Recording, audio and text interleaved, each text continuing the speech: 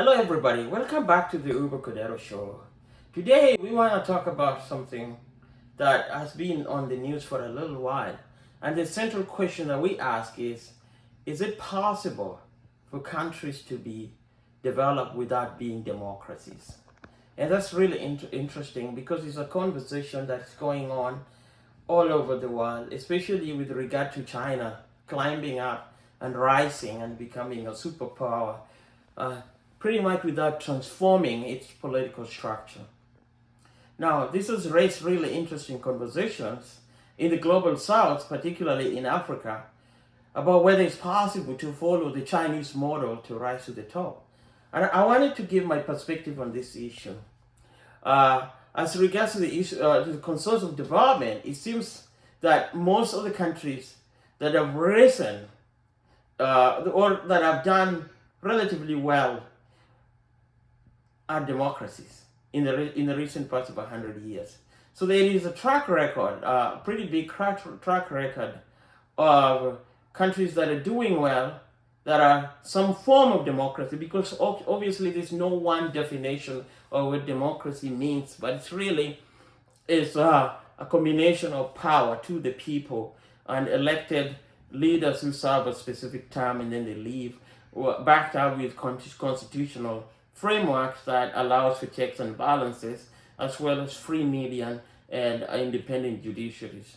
So if this is the hallmarks of democracy, then we have to ask the question then, why is it that it seems that countries that are relatively well off outside Africa, like China or Singapore or Korea, manage to rise in developmental records without transforming the political structure, at least of the start? And the answer that I give is, when we think about democracy, we have to think about it as an wholesome framework of understanding institutions. So really, democracy translates into institutions of transparency, institutions of justice, institutions of law and order.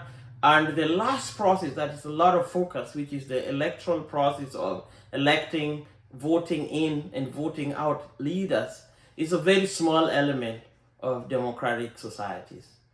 So if China developed, then we have to question if China had some institutional frameworks that were stronger, that were capable of protecting the interests of the people and give them incentive to develop their country, and a central government that was focused in that regard. Yes, and many studies suggest that China had that going. So when it comes to Africa, is it possible for these countries to develop? As of now, the record is most of the more democratic countries in Africa are actually better off economically. They might not witness the percentage growth of about 10% or 11% that China has witnessed in the last 30 years, but they average about 5%. And here I'm talking about Botswana, I'm talking Namibia, I'm talking Ghana, I'm talking Kenya, I'm talking Nigeria, and some of these countries, and Senegal. You notice they have a lot more stability in their political structure and a lot more continuity in terms of government policy. And while slow, they're marching towards progress than other countries. So then the question you always get is, what about countries like Rwanda? Or what about Equatorial Guinea? Yes, on face, there's situational example, for example, Rwanda coming out of the genocide that really hindered its functionality as a society, and they had to restructure that. So at that moment, it required an authoritarian system.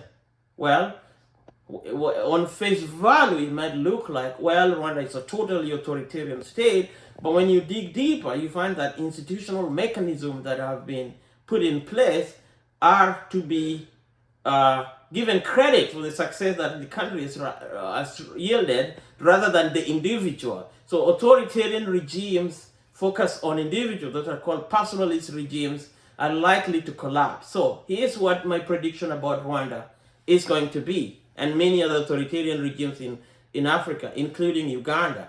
If the societies fail to transition from being personalist regimes to become democratic representative societies, then the experiment of growth will collapse at the end of the regime of either Kagame or Museveni.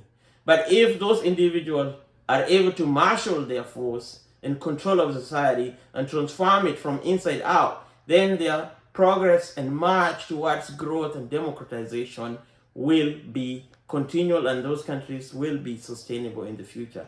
So in short, you need democratic institutions. You need institutional and maturity and evolution in order for societies to grow.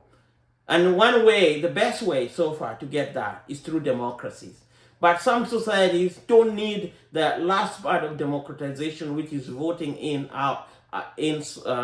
leaders and voting them out. But if these are the parts of democratic societies exist, those countries might likely do well for a time unless the whole structure is changed out.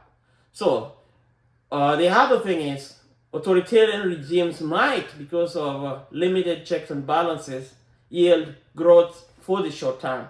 But in the long term, they tend to curtail, and there's not enough evidence of authoritarian regimes leading to full democracy. But there is a counter evidence of more democracy leading to sustainable development over time. So there you have it. My position is that democracy is very important, but the most important part is not the voting part, it's the institutional frameworks and the rule of law and governance that is most relevant for countries to thrive. Thank you guys, and I hope to see you next time.